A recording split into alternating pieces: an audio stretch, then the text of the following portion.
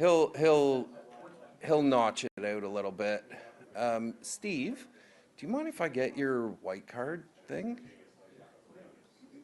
I think likely they've all got their white balance set, but uh, yeah. Thank you. Checking, testing. Check 1, 2. Good, good. I'll get a white card for you guys here in a second. Oh, you already did it? Okay. Yeah. Check 1, 2. Thank you.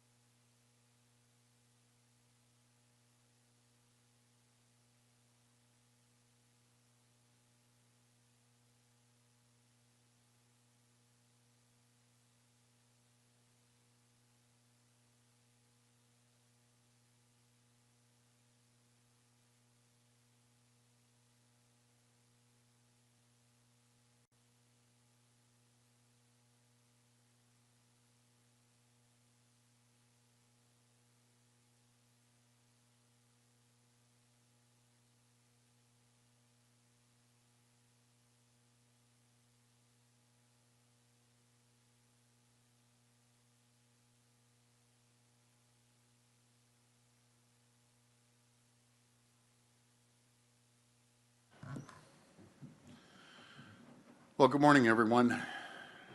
I'm back here this morning with Ministers Harris and Dunlop to provide another update on the fire situation and developments that have taken place over the weekend. We know that the fire is expanding from 650,000 hectares up to 735,000 hectares, so it's moving quickly, and as of this morning, there are a total of 190 wildland fires across Ontario. 56 of those are still considered not under control, 112 are being observed, and 6 are being held, and 16 are under control. We have 155 fire crews and approximately 80 water bombers and helicopters remain in operation across the north, with roughly 40 additional support aircraft ready to assist.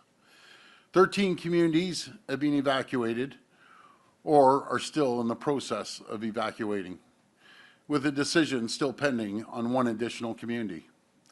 Through Ontario Corps and partner organizations, we're supporting evacuees in municipalities across the province with increased 211 call center capacity by distributing hygiene kits, medical supplies, N95 masks, and food pallets, and by having volunteers on standby and ready to assist where they needed most.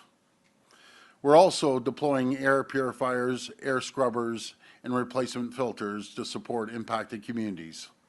On Saturday, Minister Dunlop issued an order expanding access to the Alert Ready system so that municipalities and First Nations can request that emergency messages be delivered directly to their communities through television, radio, and mobile devices.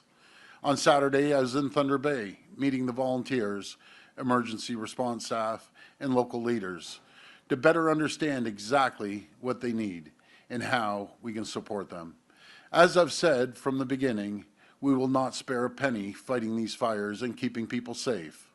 We've spent nearly $1.5 billion on wildland firefighting since we took office, doubling the base budget from $70 million in 2018 to $150 million today.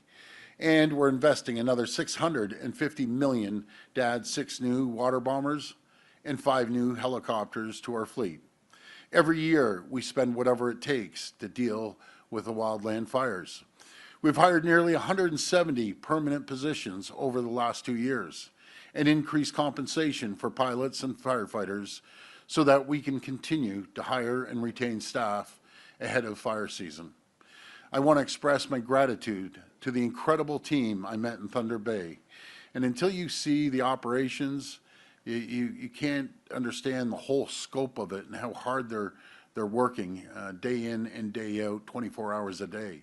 And the volunteers and emergency response workers across the province, including fire rangers, air crews, local and provincial police, and all other support staff from here in Ontario and across Canada that are supporting evacuees and helping get these fires under control.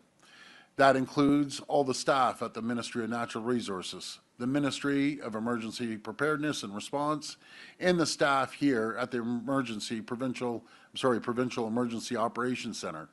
Ontario owes them a huge debt of gratitude, and we will continue working night and day to support them and get them the resources they need. I want to thank everyone, and may God bless the people of Ontario. Thank you. We will now take questions from the media. Media can come to the microphone and state their name and outlet. Just a reminder, it's one question and one follow-up. First question. Good morning, Premier. Mark McAllister from City News. We now know that some of the evacuations go beyond just Thunder Bay, that some people are actually being brought into Toronto as well. Yes. Just looking for more information in terms of the logistics involved in that, what kind of arrangements have been made, and for how long?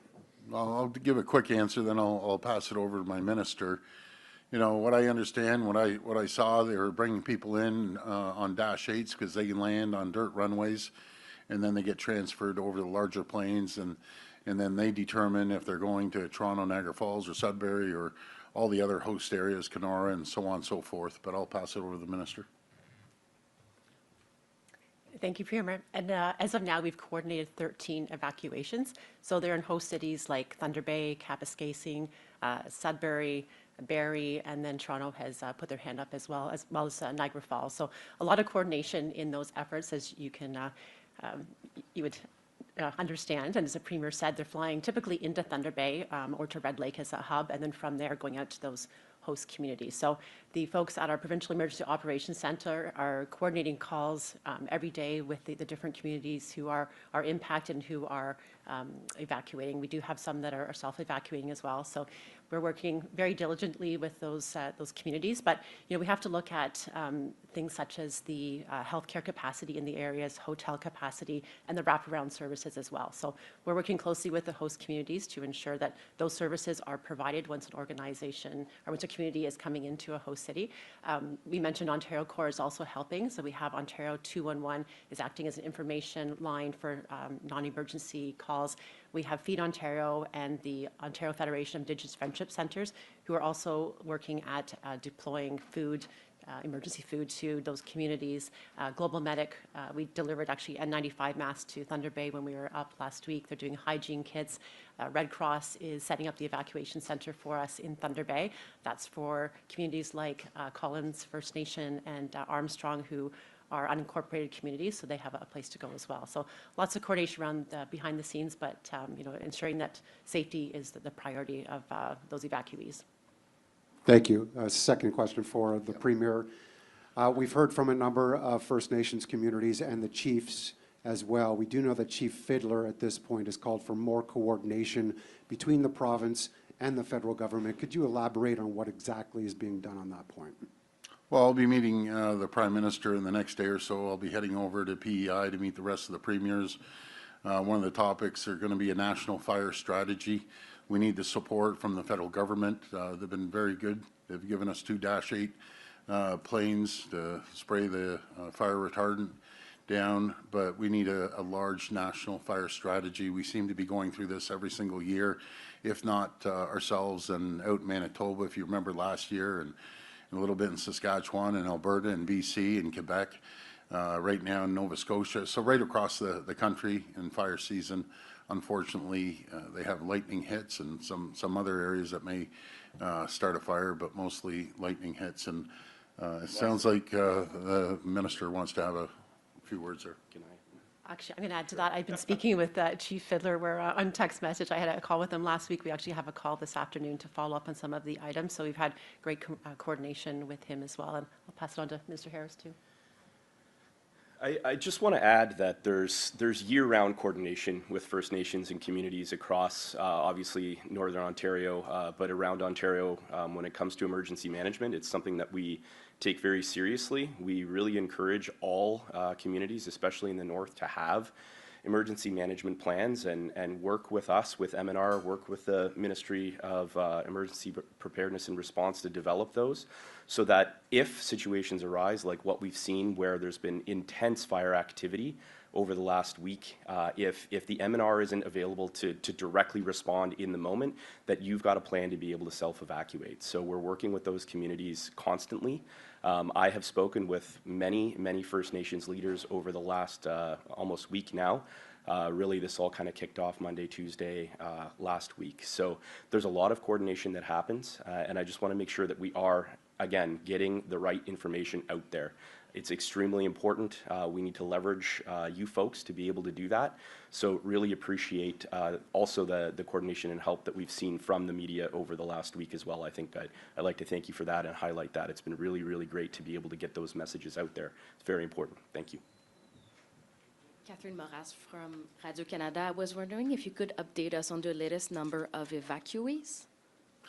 It was over 1,800 this morning. I think at one time it was over 2,000 yesterday. Then a couple went back to the community. I was talking to Chief Sonny from Arrowland. They evacuated, self-evacuated, and then they jumped back into their cars and their buses, and they went back into the community. But maybe you have another number? That's the numbers I have. Nope, that's absolutely correct. Yeah. Thank you. Thank you. And finally, Premier, yesterday, once again, Donald Trump called on Canada to better manage their forests. He doesn't want so much smoke to go to the U.S. He threatens to put new tariffs on Canada if there's more wildfires. What do you respond to that? Well, it's disappointing to say the least, and a message to President Trump is if he actually does his due diligence, one of the largest fires started from Minnesota. And that's not a knock against Minnesota, because Governor Walz and I have an incredible relationship. He called me up and said there's YMCA campers stuck in the middle of lake. We sent our OPP out there as well, the Canadian Armed Forces, to rescue these campers. He was very, very grateful. But maybe if you got rid of the tariffs and on softwood lumber, it might make a difference until we can harvest these areas and ship them down. I got to remind President Trump that 33% of the lumber, and we have better quality lumber here in Canada, comes from Canada to build their homes. And he's wondering why the housing cost of building is going up, because he's putting tariffs on his #1 trading partner. Again, maybe President Trump would offer his closest allies and friends some support rather than sit there and threaten tariffs when Hurricane Helena went a little wild down in the Carolinas and Georgia last year. Who were the first to step up? We directed over 50 trucks, hydro linesmen, to go down there with 100 different linesmen going down there to support our closest neighbors. That's what we do. When they had the Inferno wildland fires out in California, who was first there? We were there. We sent 2 water bombers standby, right ready to go in there. We sent them out west until they could be deployed immediately. And we couldn't get the water in the planes because they had a problem. You got to remind President Trump that there's 3.9 million acres burning in the United States right now. And if we had resources, we would send them down to our closest friends and allies. So, you know something, rather than criticize and threaten Canada, your closest friends, maybe one day you're going to need our help like you did last year, and we deployed the people. I get frustrated just listening to that bunch of rubbish. And finally, last question. When you talk about the alert system that was changed over the weekend, can you explain us exactly what changed and how that's going to help communities deal with wildfires? Well, the Alert Ready system was already available to communities, so they have used it in the past for things like a boil water advisory. We used the system twice last year. It's just reminding municipalities and First Nation communities this is another tool in the toolbox that they can use. We've used the Alert Ready system 5 times this year for wildland fires, and we just want to encourage them and remind them that this system is here.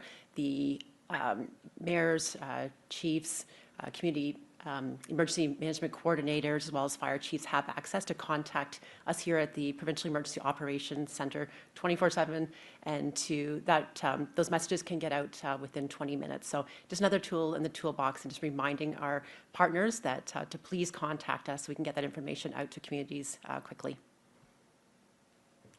And going back to President Trump, because he got me on a roll right now, with all the assets the U.S. has, and he's sitting there complaining, why don't you send up some water bombers? Why don't you start helping us like we would help you in a heartbeat? And we looked on the national data sheet down there, and I had to double check it because I find it astounding that they said over 40,000 fires. That's ridiculous. And I double checked if there was extra zeros in there, but anyways, you should support your neighbors. That's my message to the president. Sorry, to go on a little rant, but it drives me crazy. Hi, Om Shanbag, Globe and Mail. Ontario currently has about 150 firefighting crews, about 40 short of the historical complement of 190, and 100 fewer than the number recommended by the union. Why are they short-staffed? Well, I'm going to answer this. You know, I talked to Greg Horton, head of the Firefighters Association. The guy's an absolute champion. We're in the midst of training our local firefighters to be able to go up into the wildland fires, and that's what we're doing. But isn't it amazing that not one fire chief, not the presidents of the association, have ever criticized us? They said the total opposite. There's no other government in the history of Ontario that has supported firefighters like our government has. And I encourage you to call every chief in the province, call the president of the Firefighters Association, and ask them how much we've supported our firefighters. He said it's unprecedented, but we're going to continue cross-training our firefighters so we can deploy firefighters from Toronto and the GTA and out in Ottawa and train them so they'll be able to be deployed. And I'd like to thank Matt Pegg, former Toronto Fire Chief, now the Deputy Minister. So, Matt, I don't want to bring you into this, but do you have any comments? You're good? You want to say a few words? Premier, if I might on that as well. Yeah. Sure. Okay. Thanks, Premier. Hi, everyone. I'll just say this. There is an extraordinary amount of collaboration that happens on a minute-to-minute and day-to-day basis across the Ontario Public Service. And obviously, my entry into the OPS is relatively new, but there literally, I'm here today with one of my colleagues, Deputy Minister Vanderdoom. There is not a day that goes by where our two ministries and the entire network across the Ontario Public Service is working together in a proactive, collaborative manner. And as you heard the Premier said, there is a lot of very proactive thinking in place. There is a lot of work being done about what is going well today, but also what are the opportunities we have to expand that in the future. And those are conversations that are very active at the staff and officials level, obviously with our elected leaders who provide us a direction. So I'm very encouraged. What happens, you've heard the Minister speak and the Premier speak, what is happening in the Provincial Emergency Operations Centre, what is happening in every firefighting base across MNR is inspiring, frankly, and it's a privilege and an honor to serve here now and to watch all of that and to be a part of the response to what is truly a demanding and challenging event. So thank you, sir. How many years did you serve as on the fire department in Toronto? Just over 32 years of service in Thank you for your service. the fire service, sir. Thank you. Yeah. Just on the topic of staff, so we talk about sort of 155, 156 crews. Just to put that into context, that's well over 700 people. So there's usually about 4 to 5 people on a crew. So it seems like a bit of a small number, but we're talking about almost 1,000 fire rangers. These are the folks who actually get out there and are on the front lines, running hose through the bush, fighting those fires, setting up sprinklers around what we call values to protect them. So it's a pretty substantial number when you actually look at it. And we've also added over 100 people over the last year as well. So we're doing a lot. We've looked at our compensation model as well, which we've changed a little bit over the last year, and we've actually been able to retain the overwhelming majority of our crew leaders. So those are the folks who have a little bit more experience. Maybe they've been on the service for a few years, and they're the people who are sort of overseeing that crew unit. So there's a lot going on, and this, again, I keep saying this and reiterating it, making sure that we have the most pertinent, up-to-date, truthful information being portrayed to the public is extremely important. So I know you probably have a follow-up, and we're happy to hear it. Thank you. Minister Dunlop wrote in a letter Saturday that Ontario is expanding access to the National Alert Ready System. Her office and herself have later now said that it was only a message to reinforce and expand awareness of how the existing system works. What do you say to criticism that your government is framing past changes as new help? Well, as we said, it's to reiterate this tool in the toolbox for our municipalities. I gave the example of it being used 5 times this year, but what we took from Thunder Bay the other day when we met with some of the MNR staff, and the Premier said to them, what is it we can be doing to help you? What's the message you need? Where do you need help? And one of the things was ensuring that people know the Alert Ready system is there. And so that's what we're doing, is making sure that our municipalities, our First Nation leaders, our fire chiefs, our community emergency management coordinators can use that service, because obviously it hasn't been being used enough, and we want to ensure that adequate information is getting out to our communities and to members quickly. Hi, Tina Danny with the Trillium. Just going back to the staffing issue, given that these wildfires appear to they're more frequent, they're more intense, why not move Ontario to a year-round model where you have permanent staff as opposed to relying on seasonal staff and kind of catching up after the fact? Well, before I pass to the minister, as he said, we hired 100 last year, another 68 this year, so we're ramping it up. But over to you, Minister. Yeah, I think it's a good question. It's something we've talked about for years now. We actually just reclassified, again, our crew leaders, some of those senior leadership as full-time year-round staff now, which was very important. When we look at sort of, we'll just say that the general sort of wildland firefighter, a lot of them are students. They go to school through the winter. There's a lot of folks who also have other things that they do. I don't want to say on the side, but it's not as easy as just saying we're going to be a full-time force, because the folks who are actually out there doing the work are often doing some other things during the sort of the off season, if you want to call it that. So what we've tried to do is look at those people in those senior leadership positions, make sure that we're able to retain those staff. They're extremely, extremely important to us. We heard from them that was a big piece. So we've been able to do that. We did that last year. So there's a lot of good things happening on that front. Thanks. And Premier, switching gears, I wanted to ask about Minister Cho, or former minister. You know, he kind of misled the public when he said that he expensed those hotels because of late night sittings, because he expensed them during months where there were no late night sittings. So is it acceptable to you that a caucus member is lying to the public? It's unacceptable on spending taxpayers' money.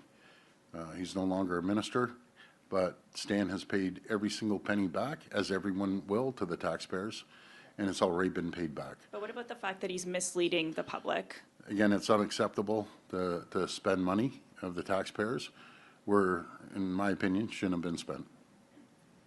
Hi, Premier. Colin DeMello from Global News. I'm here to ask as well about Stan Cho, but less about taxpayers, more about the riding association and donors to the PC party. Over the last 3 years, as MPP for Willowdale, Stan Cho has billed $100,000 for meals. That includes dinners at steakhouses, lobster restaurants, and a lot of joints in Yorkville. He's charged airline tickets outside of the riding, hotel stays at the Fairmont Chateau Laurier, and even the cost of renting a vehicle from a limousine company. Question you, Premier, what is the expectation for a donor to the Ontario Progressive Conservative Party? Are they to expect that their money will be spent fueling the lavish lifestyle of an MPP? No, again, it's totally unacceptable what Stan has done. He's paid back every single penny. And moving forward, the Board of Internal Economy, they're getting rid of that offer of staying in the city in hotels. But again, he's paid back every single penny, like every single other person will be doing. Okay, you're obviously speaking about the hotel charges charged to taxpayers. Anything. I'm talking about the donors. I don't think he's repaid about $100,000 plus of money taken from the Willowdale Riding Association. Sorry, you were going to say? No, go ahead. Is he going to remain a member of your caucus? Is this acceptable within your caucus to bill donors hundreds of thousands of dollars for meals, flights, and hotel rooms? Everything is unacceptable if you don't put it to the right place. So it's totally unacceptable. So the Riding Association is the right place then? No, again, Colin, it's unacceptable. And he's no longer a minister in our government. Richard Southern, 680 News Radio. As you say, Minister Cho did resign over the $16,000 in hotel expenses, but many other of your caucus members, Premier, spent even more. Nina Tangri, $19,000, and above them all, Hardeep Gurwal, $29,000 in hotel expenses, despite the fact that he's within commuting distance. My question, Premier, if you said Stan Cho did the right thing in resigning, should Mr. Gurwal resign as parliamentary assistant, and what consequences should he face, sir? Well, they're all paying it back, and it's unacceptable. If you guys think for a second I'm happy about this, you're wrong. It's unacceptable. They're all paying it back. Simple as that. There may be Ontarians, I'm sure, Premier, that will look at the $120,000 in hotel expenses and not see a huge difference between that and the almost $200,000 you charge taxpayers for costs related to your private jet, which you quickly sold. My question is, if you're directing your caucus members to pay back the hotel money, will you pay back the money for your private jet? Well, again, I love your questions. Can I tell you something? When I traveled out to Utah, when I traveled to South Carolina, guess where I ate? I ate at McDonald's. I pay out of my own pocket. I've never, ever charged the taxpayers. I'm the only premier in the history of this province that has a zero expense account. I'm going to repeat that, a zero expense account. So I don't expect people to have a zero expense account, even in the opposition, when they used to fly all over the world, spending hundreds of thousands of dollars going over to Asia and so on and so forth. I find it pretty ironic and hypocritical from the opposition politicizing it. I have zero time for anyone that doesn't respect the taxpayers' money, and we're going to continue doing it. But maybe what you should do is look into my expenses and find out that I have zero expenses. The only premier in the history of this province. And yes, I'm the only premier in the history of the province that didn't fly around in government planes. I flew commercial. And yes, I have to charter some too. So I respect the taxpayers. Simple as that.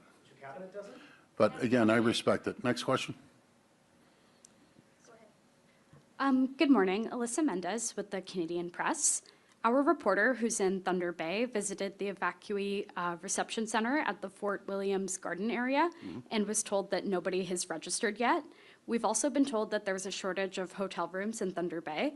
Is this a case of people not being aware about the reception center, or are more evacuees just being diverted Well, from Thunder Bay? before I pass it to the minister, we saw it firsthand.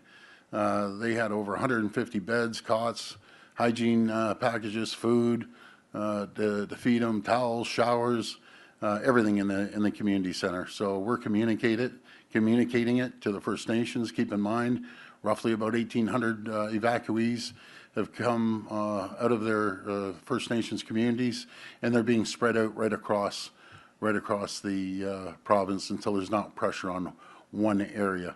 But there's plenty of room, there's plenty of beds in Thunder Bay and in Toronto, in Niagara Falls, in Kenora, Red Lake, and so on and so forth, Sudbury and Sault Ste. Marie. Is Ontario concerned that that communication is not enough if people aren't registering? Well, go ahead, Jill. So we were actually at the evacuation center on Saturday and met with some of the Ontario Corps partners who were there setting it up. At that time, nobody had registered, but it was set up as an evacuation center for the unincorporated communities such as Collins First Nation and Armstrong.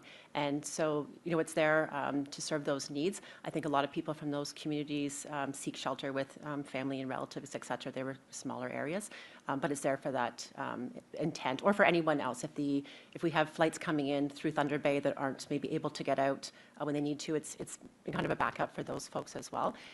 But that's why we set up 211 as well, to ensure that we're getting that information out so that anybody can use that non-emergency number to get information about things like the evacuation center, what may be going on in their communities. But we're working closely with all of our host communities as we move forward, because it's an ongoing situation. So we may have 13 evacuated communities right now, but it is ongoing. So we need to be prepared for worst case scenarios and getting people into safe locations. I can tell you, we saw it firsthand. It is very, very organized. As soon as they get off the plane, they go into the building, they get registered. They get registered no matter if it's a male, a female, young kids, and we register everyone to make sure that they have a spot and a roof over their heads and food in their stomach. So I want to thank the people over in Thunder Bay. I want to thank the host cities that are bringing people in and keeping them in hotel rooms and feeding them and taking care of them. That's pretty remarkable, and it's well organized, extremely well organized. This will be the last reporter. Premier Sean Jeffords, CBC. Another question about the hotel expenses, sir. Minister Cho stepped down, it seems, on his own accord, based on a judgment that the spending wasn't appropriate. Have you asked the cabinet ministers on that list who've also spent that money to step down? And do you need to, frankly, shuffle your cabinet at this point? Well, Stan stepped down, and he did the right thing, and he paid everything back. So we're going to make sure that we put a microscope under this, and it won't happen again. And I apologize for it even happening in the first place. It's very frustrating, to say the least. But thank you for the question. Premier, also, just more broadly, when it comes to this type of spending and this rule with the Board of Internal Economy, is this not a natural side effect of the government sitting fewer days and longer hours into the night, where it puts MPPs, specifically in your caucus, in a position where they felt that they could spend this money, taxpayer money, to stay in these hotels? Should you not be, frankly, lengthening the calendar and sitting longer? Oh, the Board of Internal Economy, it's made up of all parties. So any decision gets approved by all parties. And again, we're going to watch every single penny. This concludes today's press conference. Thank you, everyone. Appreciate it. Thank you. Premier, you're going to be on CNN. What's your message on CNN? Well, my message to Wolf Blitzer and CNN, I'll probably repeat what I said right here. It's unacceptable that President Trump still wants to tariff us and rather than help us. That's the message. Isn't it ironic? Out of 50 states, I only had Governor Healy ask, hey, how's it going from Massachusetts? And can I help you with anything? And rather than sit there and complain, why don't we see some help from President Trump and send up some water bombers, send up some wildland firefighters. But then again, they have thousands of fires going in the U.S. right now, but you don't hear Canada ever complain about smoke going from, let's say, California at the time into British Columbia or over in Alberta. We're doing everything we can.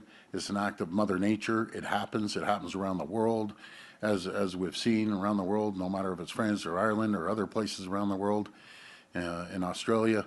And we just believe in supporting our neighbors. And it's unfortunate that the president doesn't believe in supporting our neighbors. But folks, that's not going to deter us. We know the American people love Canadians. Canadians love Americans. I differentiate between the American people and the great governors versus President Trump. Thank you.